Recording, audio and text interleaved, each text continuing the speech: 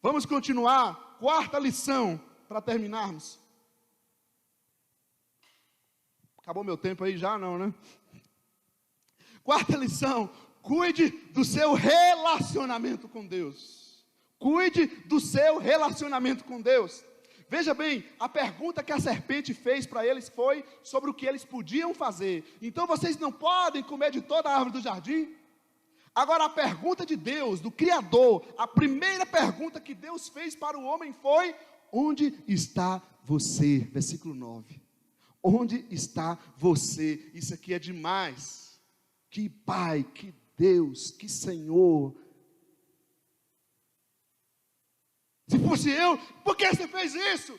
Como você fez? Onde?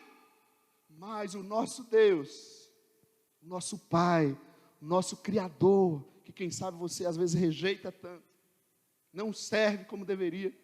Primeira pergunta dele para o ser humano, mesmo em pecado, pecando contra ele, desobedecendo a ele, foi: onde está você? Você, não é o que você fez, o que você faz. Seja coisa boa, coisa ruim, a gente se perde nisso. Mais importante do que eu estar aqui expondo a palavra, é importante ou não é? Mas mais importante do que isso, é o meu coração, a minha mente, a minha vida, está no altar, na presença de Deus. É isso que Deus quer. Onde está você? Onde está seu coração? Aprendo que quem te ama, quem nos ama, é aquele que se relaciona conosco, é aquele que nos orienta, é aquele que nos corrige, não é quem realiza nossos desejos. Você que é pai, que é mãe, sabe muito bem disso. Onde está você? Você pode perguntar: mas Deus me ama? Sim, Ele ama você, não o que você faz ou o que você deseja, seja bom ou seja ruim. Onde está você? Você já viu a criança quando ouve um não?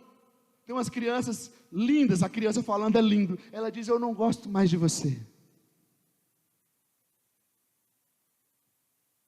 E muitas vezes é assim que a gente está dizendo com Deus: eu não gosto da sua palavra, eu não gosto de você. Mas eu quero te afirmar que o Deus Pai, o Criador, está perguntando: onde está você? Onde está o nosso relacionamento? Ele não está olhando para as coisas erradas que você fez, ou para as coisas certas que você fez. Ele está querendo você, sua vida, seu coração, sua integridade. Cuidar do nosso relacionamento com Deus, então. Em primeiro lugar, assuma a causa, não se esconda atrás dos sintomas. Versículo 10 é muito interessante, porque a resposta de Adão foi: me escondi, pois fiquei com medo ao ouvir teus passos. Ele apresentou os sintomas e não as causas. Assuma a causa. Por quê? Por que essas desculpas você tem dado? Por que essas justificativas? Por que não batizou ainda? Por que não congrega? Qual que é a causa? Não fica olhando para os sintomas. Por que eu estou fazendo dessa forma? Por que eu continuo desobedecendo a Deus? Por que eu estou tão desesperado diante dessa situação? Etc. Assuma a causa, não se esconda atrás dos sintomas. Assuma a responsabilidade dos seus atos. Assuma a responsabilidade dos seus atos. Versículo 12, aí ele melhora um pouco, ele diz: comi porque a mulher me deu fruto. A segunda resposta é até verdadeira, mas sem responsabilidade. Jogou a culpa nela. Assuma a responsabilidade dos seus atos. Para de culpar o outro. Para de culpar as coisas. Assuma a responsabilidade dos seus atos. Ela também não ficou para trás. Versículo 13. Comi porque a serpente me enganou. Agora olha que interessante. Deus primeiro dirige ao homem, depois a mulher, depois a serpente. Isso aqui nos apresenta grau de responsabilidade. Dentro de casa, dentro da família. Se você é casado, homem, olha para mim aqui. Homem, a hora que o Senhor Deus chegar aí, você pode ter certeza que Ele vai falar: chega aqui. Vamos conversar sério aqui, antes de conversar com o casal. E aí você pode segurar que vai vir aquela. Homens, amem suas mulheres. Se doem por suas mulheres. Como pode, gente? Nós vivemos violência doméstica. Não é essa és o homem que Deus criou. Assuma a responsabilidade dos seus atos. Por que assumir a responsabilidade dos nossos atos? Porque só há arrependimento quando nos responsabilizamos por nossos atos. E só há salvação quando nos arrependemos, pois onde nasce fé, há frutos de arrependimento. Só há arrependimento quando nos responsabilizamos por nossos atos. Verdadeiro arrependimento é quem assume seus atos. Só há salvação quando nos arrependemos. E onde nasce fé, há frutos de arrependimento. Eu lembro de João Batista dizendo: vai produzir frutos de arrependimento.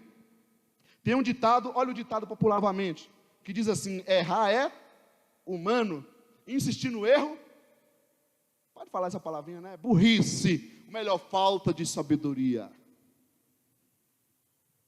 É burro mesmo, meu Deus. Como pode? O pior pecado, o pior erro que nós podemos cometer nessa vida é rejeitar a oportunidade de salvação, de redenção, de perdão em Jesus. Ele nos traz a salvação, Ele nos traz o perdão. Esse é o pior erro que nós podemos cometer. Não querer se arrepender, não querer mudança.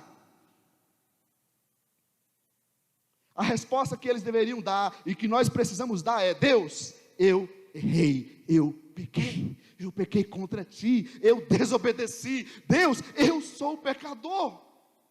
Esse vício eu tento, eu volto nele, eu dou justificativa e desculpa, e eu estou me atolando cada vez mais. Deus, eu sou pecador. Deus, eu preciso de Ti. Essa é a resposta que nós precisamos dar. Deus, me perdoa, Deus, me aceita, me coloca como Teu filho, me coloca como parte da Tua igreja. Qual é a tua resposta ao seu relacionamento com Deus?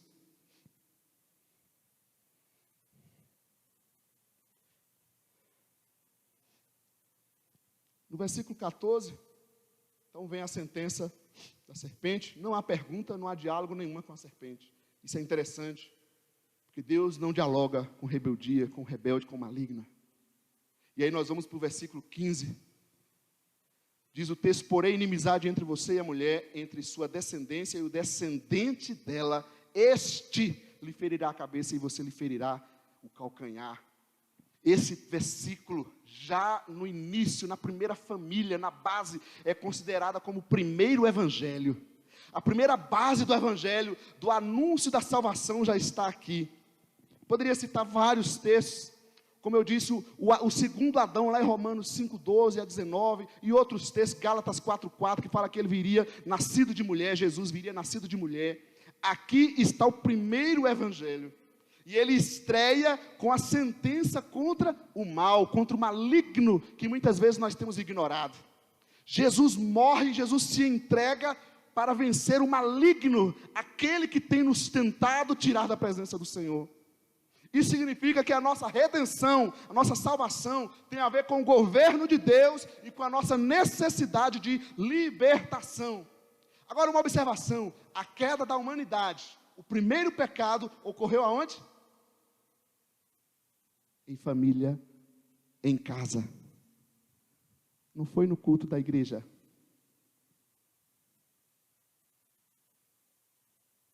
A queda da humanidade ocorreu em família, em casa. Mas tem algo bom também. A restauração da humanidade aconteceu em família. Deus enviou seu filho, nascido de mulher, o humano, o segundo Adão. A queda ocorreu dentro de casa, em família, mas a restauração também aconteceu em família, em casa, e é isso que precisa acontecer conosco nesse tempo, em casa, em família, é mudar radicalmente o nosso jeito de viver, a nossa espiritualidade, a nossa fé, dentro de casa, na nossa vida particular, pessoal e em família, igreja. Este lhe ferirá a cabeça, e você lhe ferirá o calcanhar. O Senhor Jesus foi ferido, sim. Ele chegou a morrer por nós. E isso aqui é fantástico. Então eu quero finalizar nessa noite dizendo para você que Jesus nasceu como ser humano, para nos fazer renascer espiritualmente. Jesus nasceu como humano para nos fazer renascer espiritualmente. Jesus enfrentou aquele que desde o início da criação tentou nos destruir. Jesus enfrentou o maligno para acabar com todo o mal que ele sempre tentou nos fazer. Jesus foi ferido para nos trazer cura. Ele se feriu, ele foi morto para que nós tenhamos vida, tenhamos cura. Ele morreu para nos dar vida. Jesus deixou o céu, deixou a glória para nos reconciliar com Deus. Jesus faz um novo início. Ele fez um novo início na nossa história humana para nos dar um novo fim.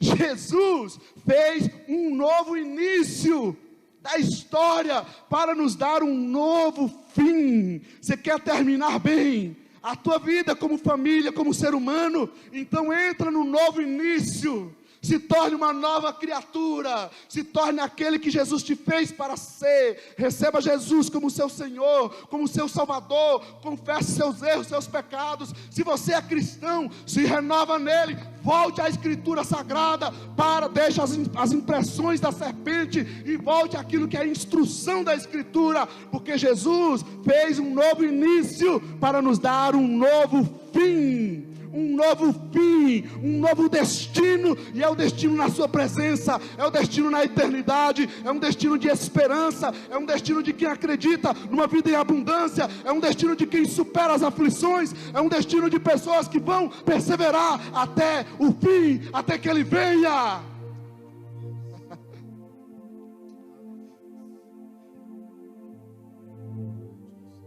Jesus fez um novo início.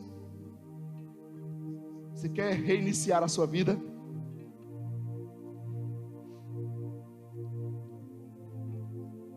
A gente chama a palavra conversão. Converter. Não deixa a ansiedade, os males dessa vida, os problemas, os pecados, as tentações dominar a tua vida. Há um novo início, você pode recomeçar para viver um novo fim, para viver um novo presente, para viver uma nova história em Jesus. Cuide do seu relacionamento com Deus. Hoje é dia de reconciliação, de restauração. Confesse Jesus, se entrega a Ele. Não é simplesmente confessar, dizer, é realmente mudança de atitude. Isso vai ser comprovado pela sua atitude, participando de uma igreja, se comprometendo com a palavra de Deus, com a vida do Senhor, com aquilo que é a instrução do nosso Deus, do nosso Pai. Tua família vai ser diferente. Tua vida como marido, como mulher, como pai, como profissional, como filho, como ser humano. Amém? Vamos cear nessa noite.